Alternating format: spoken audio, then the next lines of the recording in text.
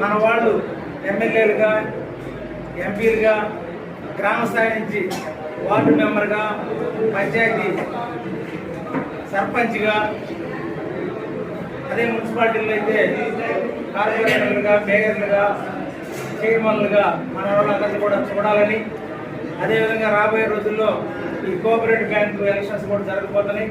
అంటే ప్రతి చోట కూడా మన యొక్క ప్రాతినిధ్యం, మన యొక్క ప్రాధాన్యతను పెంచుకునే విధంగా ప్రతి ఒక్కరు కూడా కృషి చేస్తారని, ఈ ఉత్సాహాన్ని ఇదే విధంగా కొనసాగించాలని, రాబోయే రోజుల్లో మన ఆంధ్రప్రదేశ్లో కూడా మనం తప్పనిసరిగా అధికారంలో ఉంటామని నమ్మకం నాకు ఉంది, మీ అందరికి కూడా ఉంది. అందుకే మనందరం కూడా ఇంత ఉత్సాహంగా ఉన్నాము. తప్పనిసరిగా మోడీ గారి ఆధ్వర్యంలో అదేవిధంగా దేశమంతా కొనసాగుతోంది. ఈరోజు ఎవరైతే అధిక ఆదాయము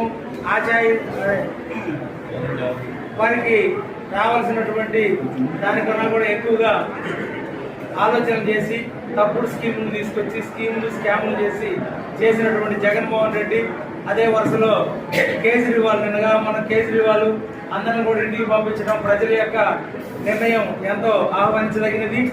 రాబోయే రోజుల్లో మనం ఆంధ్రప్రదేశ్లో కూడా భారతీయ జనతా పార్టీ జెండా రెపరెపలాడుతుందని, మనం అధికారంలో ఉంటామని ఆశిస్తూ మీ అందరి సహకారంతో మన జిల్లా కూడా అన్ని జిల్లాల కన్నా మేటుగా ఉంటుందని ఆశిస్తూ ఈ అవకాశం ఇచ్చినటువంటి మీ అందరికి కూడా పేరు పేరున ధన్యవాదాలు తెలియజేస్తూ సెలవు తీసుకుంటున్నాను.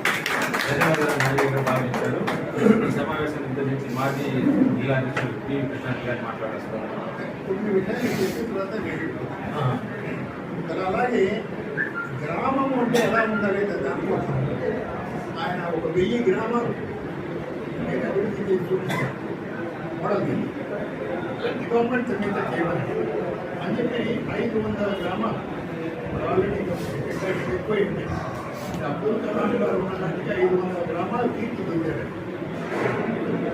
అంటే కంప్లీట్ రోడ్లు, డ్రైనేజ్ కానీ మొత్తం అన్నమాట. ఆ గ్రామం అంటే ఇంట్లో ఇది లేవు అనడానికి వెళ్ళేదన్నమాట. వాటర్ సప్లై కానీ అట్లా 500 గ్రామాలు. అబ్దుల్ కలాం గారు రేటు చూసి ఆయన వెబ్సైట్లో అది కూడా ఎట్లా అక్కడ గోల్డ్ ఆ పనిచేసే వాళ్ళంతా కూడా మాట్లాడుతున్నారు. ఏ పార్టీ 3000 ఎలక్షన్లో ఇబ్బందులు ఆ విధంగా మనం 1000 గ్రామాలు డెవలప్ చేసి గవర్నమెంట్ మీరు మోడల్